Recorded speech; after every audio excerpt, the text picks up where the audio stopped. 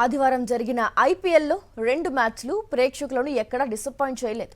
ఉత్కంఠ భరితమైన పోరులు, యువ ఆటగాళ్లు బాదే 4లు, 6లను అభిమానులు ఎంతగానో ఎంజాయ్ చేశారు.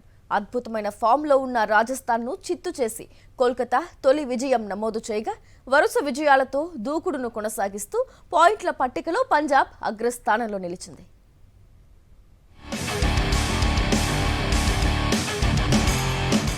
ఐపీఎల్ 19వ సీజన్లో ఎట్టకేలకు కోల్కతా బోని కొట్టింది. 5 ఓటముల నుంచి తేరుకొని లోయర్ ఆర్డర్ మెరుపులతో రాజస్థాన్ రాయల్స్ ను చిత్తు చేసింది. తొలుత టాస్ గెలిచి బ్యాటింగ్ దిగిన రాజస్థాన్ నిర్ణీత 20 ఓవర్లలో 9 వికెట్లు కోల్పోయి 155 పరుగులకే పరిమితమైంది. ఓపెనర్ వైభవ్ టాప్ స్కోరర్ గా నిలవగా యశస్వి పర్వాలేదనిపించాడు. ఆ తర్వాత వచ్చిన రాజస్థాన్ బ్యాటర్లందరూ ఒకరి తర్వాత ఒకరు పెవిలియన్ బాట పట్టారు. హెట్మయర్ 15, పరాగ్ 12 పరుగులే చేయగా ధ్రువ్ జురేల్, పరాగ్, రవీంద్ర జడేజా సింగిల్ డిజిట్ స్కోర్కే పరిమితమయ్యారు. ఫలితంగా కోల్కతా ముందు 156 పరుగుల టార్గెట్ నిలిచింది.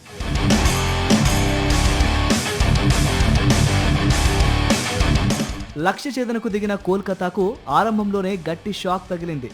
ఓపెనర్లు ఇద్దరు డకౌట్ అయ్యారు. టాప్ ఆర్డర్, మిడిల్ ఆర్డర్ చేతులెత్తేగా మరోసారి బాధగా మైదానం విడాల్సిన పరిస్థితి. అలాంటి సందర్భంలో వైస్ కెప్టెన్ రింకు సింగ్, అనుకుల్ రాయ్ జోడీ పట్టుదలకు రాజస్థాన్ దాసోహమైంది. 70 పరుగులకే 5 వికెట్లు పడిన వేళ 53 పరుగులతో రింకు మ్యాజిక్ చేశాడు.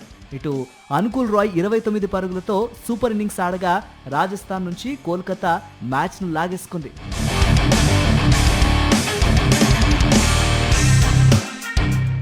మరోవైపు ఐపీఎల్ 19లో పంజాబ్ కింగ్స్ జైత్రయాత్ర కొనసాగుతోంది. ఎదురైన ప్రత్యర్థినల్లా మట్టి కరిపిస్తున్న శ్రేయస్ అయ్యర్ సేన ఈసారి లక్నో సూపర్ జైంట్స్ కు తమ పంచ్ను రుచి చూపించింది. ఓపెనర్ ప్రియాంష్ ఆర్య అసాధారణ బ్యాటింగ్తో 93 పరుగులు చేశాడు. మరోవైపు కూపర్ కొన్నల్లి సైతం విధ్వంసకాండతో శివాలెత్తాడు. కెప్టెన్ శ్రేయాస్ నిరాశపరిచిన స్టోయినస్, శశాంక్, వధేరా రాణించారు. ఈ మ్యాచ్లో పంజాబ్ బ్యాటర్లందరూ కలిసి ఏకంగా 21 సిక్స్లు బాదారు. దీంతో ఏకంగా లక్నో ఎదుట 255 పరుగుల భారీ స్కోర్ టార్గెట్గా వచ్చి పడింది.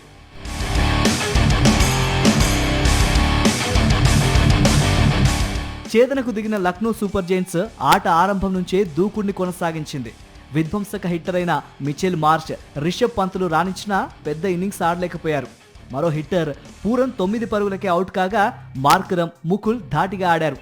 కానీ రన్ రేట్ అంతకంతకు పెరిగిపోవడంతో వీరేమీ చేయలేక చేతులెత్తేశారు. లక్నో 200కే పరిమితం అవ్వగా పంజాబ్ 54 పరుగుల తేడాతో గెలుపొంది అగ్రస్థానాన్ని పదిలం చేసుకుంది.